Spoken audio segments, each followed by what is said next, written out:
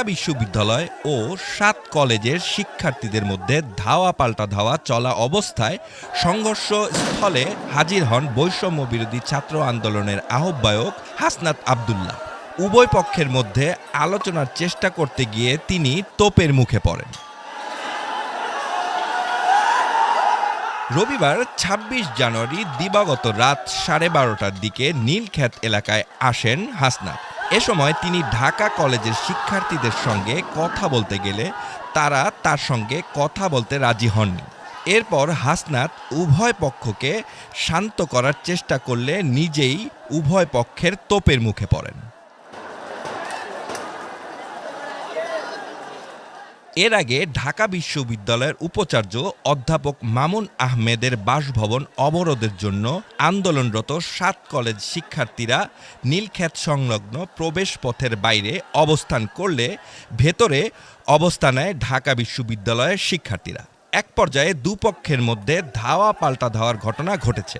এর আগে সন্ধ্যা 6:30টায় ৭ কলেজ শিক্ষার্থীরা সায়েন্স ল্যাব, টেকনিক্যাল মোড় অবরোধ করেন। এরপর রাজধানীর তাঁতীবাজারেও অবরোধ করেন তারা।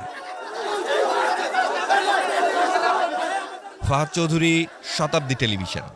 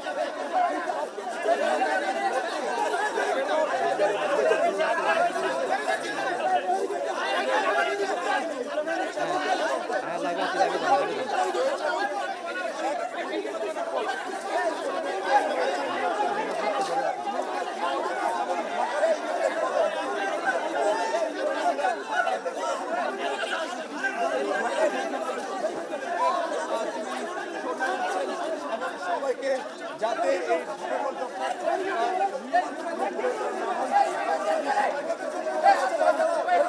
মানব ঢাল তৈরি করছেন হাতে হাতে